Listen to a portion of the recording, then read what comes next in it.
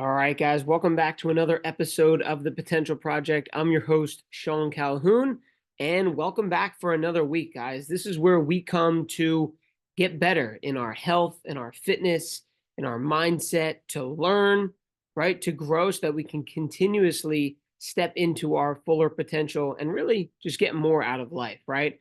If we can learn ways to optimize sleep, breathing, exercise, nutrition, mindset, relationships. I'm not saying I'm a guru in all of them, but if we have conversations about this, bring up talking points, spark some conversation in our internal dialogue, and are able to grow, well, then we're going to have a better existence on this planet. We're going to have a higher quality of life for the short time that we're here.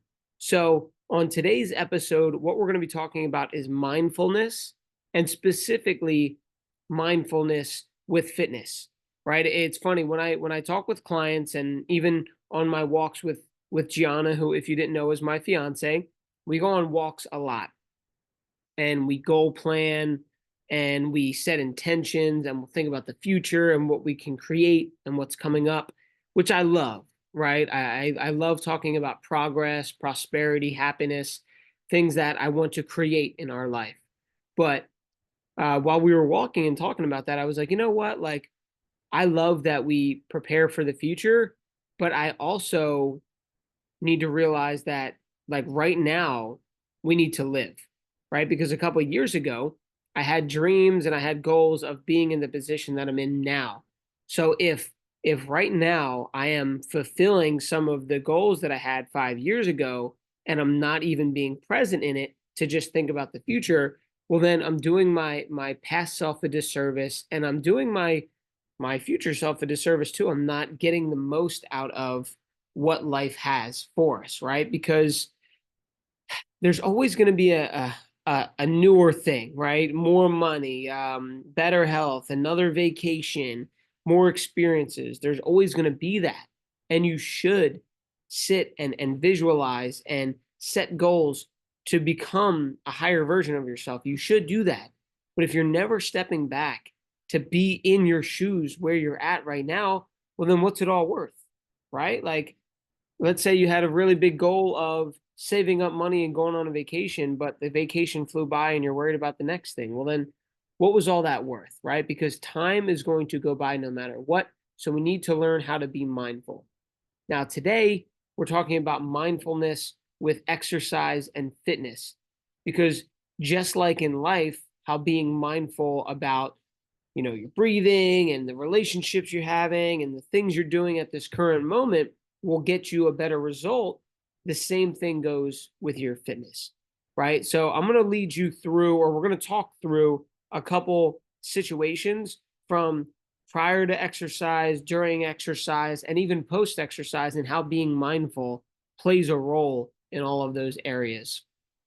So the first thing is being mindful with your intention for your workout and exercise. So what I mean by that is, let's say it's Sunday and you have your workout scheduled, or it's even the morning of, and you're about to go work out, whether it's a walk, a lift, a class, what have you, right? Set an intention for that experience, right? Because in life, when we have habits, those things are practiced, right? If you look at someone and you say, oh man, they're patient, they weren't born with that. They practiced things that made them patient. Or if you see someone with a lot of courage or a lot of confidence, or someone who can speak, you name it, there's habits out there that are desirable. Well, those people weren't born with that. They did things that allowed them to practice that habit. So with fitness, if you are setting an intention of, I'm going to be present during this workout, well, that's going to allow you to practice presence. If you say, if for the workout you're gonna practice high energy, well, you're practicing being enthusiastic and having high energy towards the workout. And also, you could say, my intention is I'm going to be mindful, right? Mindful of how my body feels. Does it hurt? Is it sore? Does it feel good? Is it high energy, right? So you're practicing being mindful during your workout. So huge thing is starting your workout off with an intention, right? Because now you're not just going into it willy-nilly. You have this intention, It's going to center yourself and focus for what you want to get out of that workout. Like, let's say you are very low energy that day and you just need to pick me up. Well, it's like you're going to focus on your energy during this workout. So now we're starting off on the right foot when we're going into the walk, the lift, the stretch, yoga, doesn't matter. You can input any type of fitness and exercise into the examples that I'm giving here. The second thing is that you're going to be more present during your workout and get more out of it. So when you're mindful during your workout, what does that look like? That means your phone is probably away. It's on do not disturb. Whether you have headphones in or you're in a class or you're by yourself, you are focused on the workout. So I'll give you two examples. Let's say you're lifting weights and every 2 seconds you're responding to text messages, you're scrolling on Instagram, you're checking email, you're dealing with situations with your kids, right? And then you're lifting in between. Well, that's not focused. It's going to cause your emotions to be all over the place because social media might cause you to be stressed. Emails might trigger something. Your emotions are all over the place. You're not going to put the most effort into the exercise, and it's going to be a lackadaisical, half, effort on your workout. And you're just going to want to stop early or just not put forth the energy because it's your energy and focus is diverted elsewhere. So being present during your workout allows you to get more out of it. Now, on the flip side of that, your phone's away, your distractions are away. And for that time period, whether it's 30 minutes or 45 or an hour, you're just dialed in. You're focused on crushing the workout, giving it your best, paying attention to your body. You're going to leave there feeling energized and like that you got the most out of it. And then you can go be present with the other things in your life. And that's the point that I was leading to, is when you are practicing mindfulness and being present, it allows you to compartmentalize that in other areas of your life. So if you first thing you did was a workout and you're present there, well, then you can put that in the past and not think about the workout anymore because now you're present with your kids, getting them ready for school. And then when that's done, you can then go be present with your meeting that you had and your presentation you have to give at work. And then after that, you can be present at dinner with your family. So it leads into other areas of life just by being present and mindful with your workouts. So if you're not, right, and you are checking your phone and doing all those things, well, then while you're supposed to be with your kids, getting them ready for school, now you're also checking your phone, doing other things. And then your kid forgot their report card or their book report or homework at home, and you're forgetting things. And then you go to work and you're thinking about all that crap that went on this morning. So now when you're giving that presentation or you have a sales meeting, your mind's all over the place. So the meeting doesn't go that well, right? The energy wasn't there and the people don't want to do a deal with you. Then you're going home and you're still trying to play catch up from work because you weren't present and you weren't productive with your emails and phone calls earlier. So now you're trying to do that during dinner and your family's like, hey, why are they on the phone? Like, we're supposed to be communicating here and having a conversation. Then at nighttime, when it's time to wind down and, watch TV or something, you're scrolling on your phone, checking emails, checking social media, and you're scattered. So you can see the difference between the 2 days where you started off with being present during your workout, and that led you to be present in every other activity that you did throughout the day, maximizing your productivity and maximizing your time with those people. You're giving more into them.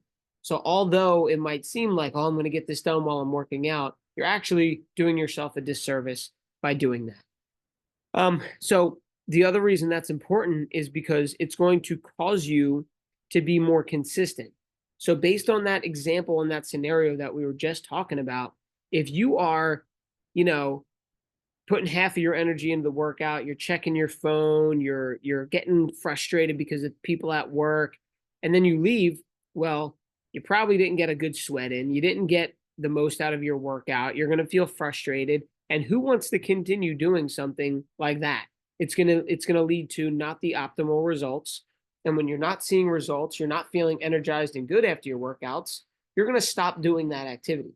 anything that is like that, you're going to stop doing. If you're trying to build a habit and you're like, no results, not feeling good, and feeling frustrated afterwards, yeah, I'm going to stop that activity too.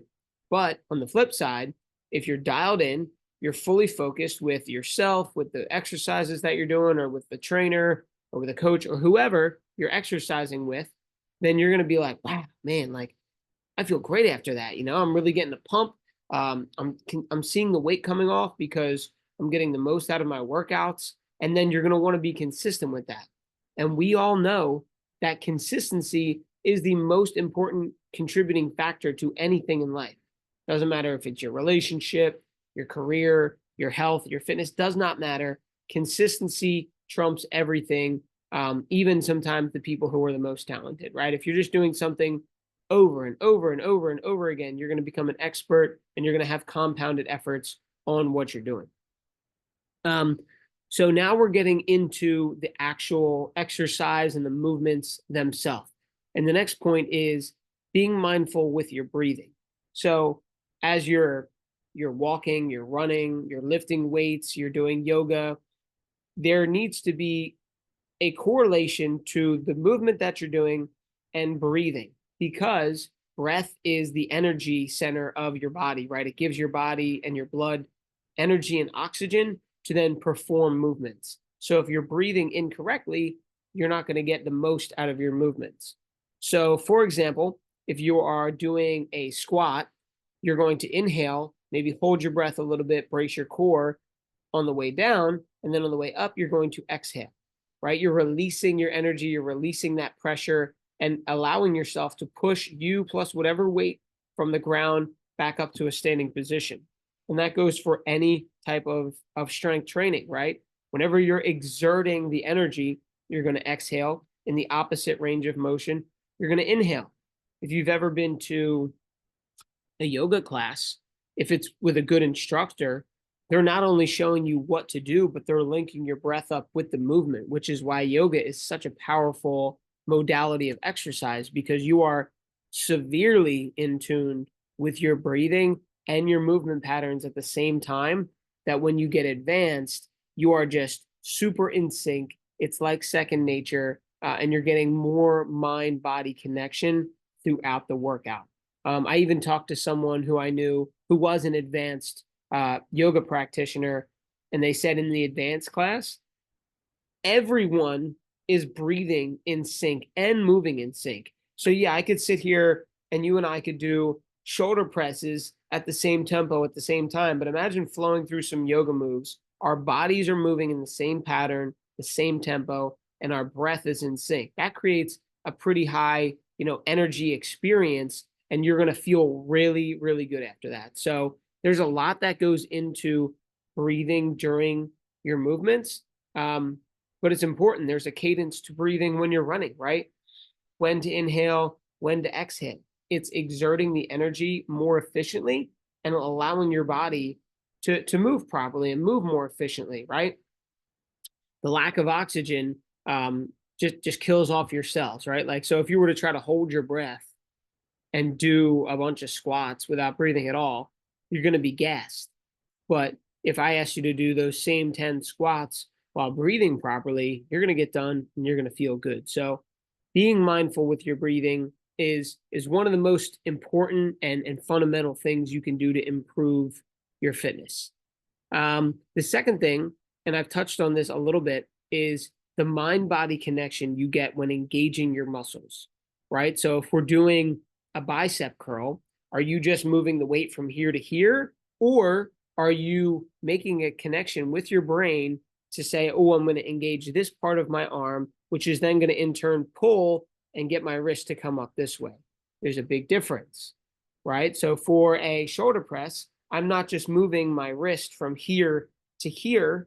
No, I'm engaging my shoulders, which in turn will press my arms up that way. Our body has a lot of mechanisms, and same thing with the bicep. If you squeeze here, what happens from that contraction is it moves your arm in, right? That's not like a trigger response, but kind of, right? When you squeeze that muscle, your arm goes this way. So when we start to add weights into the picture and your mind is saying, I need you to engage that muscle group, which is in turn going to pull your arm up this way, and it has weight. You're tearing your muscle fibers, which are growing them, but you're doing it from a safe place because you're engaging the proper muscle rather than just throwing your arm around, right? So a couple things come out of that. There is there's a safety aspect in it. And when you can be mindful of your mind-body connection, you are going to go through a full range of motion, which is stretching your muscles while strengthening them. You're going to do it in a slow tempo, which is going to save you from injury and allow you to get in tune more with, okay, that's how this feels. These are the muscles that should be working during this movement. And also know that you're doing it in a way that feels right for you. Like you'll be able to know if there's any pain or any injury occurring based on you doing it that way. So being in tune and having that mind body connection with engaging your muscles. The other thing that comes from this with being mindful with fitness is it's going to improve your posture and form, right? Like the way we coach is that there's a coach with you, whether it's a personal trainer one-on-one or in a group setting, but you have someone looking at your form, making corrections, allowing you to go heavier when you need to, allowing you to make an adjustment if they see something that there's an imbalance. And that's all great. But if you can be mindful of your posture and your form, well, then you can repeat that and practice it over time to a point of just knowing that, hey, when my body feels like this, I know it's correct because I've seen myself do it. I've heard from the coach that it looks good. And I'm also feeling the proper muscles engage, which is huge, right? Like I've been working out for a long enough time that if I go to do most movements, I know what feels right and what doesn't. And I don't necessarily need to look into a mirror to know if I have good form or not, which is another topic. But that's why I like practicing certain movements a lot. Like when it comes to, let's say, squatting, you don't need to know 20 different variations of squats, but the few variations that you do know, if you get excellent at them in your mindfulness of your body in space, your breathing, your mind muscle connection, you're going to get way more out of those squats than someone who's just doing a million different squats, right? Like if you're feeling that your posture, your range of motion, your tempo, you know which muscles are engaging, you're going to get done that workout and you're going to have so much more growth than someone that's just trying some cool new stuff out, right? So that's super important. And when it comes to living a life of quality and longevity, posture is huge, right? So being mindful about your posture when you're working out helps you in other areas of life. So for example, let's say you sit in a chair for work and you're on the computer and you're hunched over a lot. Well, that's not good, right? So by you understanding what proper posture looks like during exercise, you're going to, number one, strengthen the muscles that allow you to hold that good posture. And it's going to create a mindfulness trigger that your body should be in a upright position and not slouched over. So now when you're driving to work or you're driving in the car, you're not hunched, you're not in the chair hunched over, you have proper posture more than not throughout the day, which will in turn just improve your quality of life.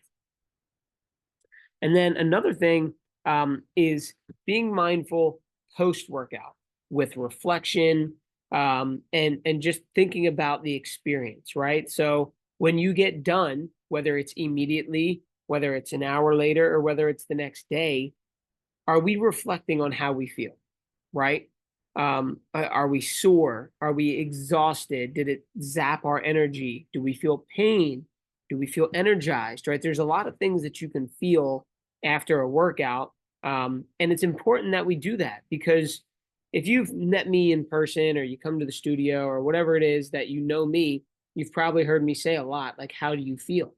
And the reason why I say that so much is because I believe that fitness isn't just about how you look and what the number says on the scale. Fitness and nutrition and health should improve a lot of the quality markers in your life. Things like your energy levels, your sleep quality, your gut health, which means are you having indigestion? Are you having heartburn? Or do you have cramps? Do you have headaches, right? Like these are all things that will decrease your quality of life. And if we can be mindful of that while we're exercising and adjusting our diet, and we can make adjustments to that program based on how we feel. Like, so for example, let's say you're lifting weights and you went way too heavy and you were sore for multiple days after that. Then you being mindful about it can say, okay, probably went a little too much to start off with. Let's lower down the weight and then ease our way up to that weight over the course of weeks or months. When I first started training, you think you just want to get people a good workout, which means sweating profusely and they're so sore they can't walk the next day. And it's a shame, but that's what a lot of people look for in a workout. They're like, oh, they kicked my ass. Like I was so beat after that. Well, that's probably a good sign that you did too much, because exercise in all reality should improve your quality of life and your energy. So if you leave a workout and you're feeling energized and limber and mobile, and yeah, maybe you sweat, maybe you're a little bit sore, that's fine, but you should want to go back again. You should want to do that activity again. Whereas if you just kicked your own butt so hard that you can't walk, and then 2 days later, when it comes to going and working out again, you're like, I don't want to feel like that anymore. And then we stop going.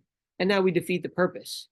So you should want, like for me as a coach, I should want someone to call me and say, hey, Sean, I'm not feeling that good. Let me come in and get a workout in. Rather than, maybe in the past it was, hey, Sean, I'm not feeling so good. I'm going to skip today. Right.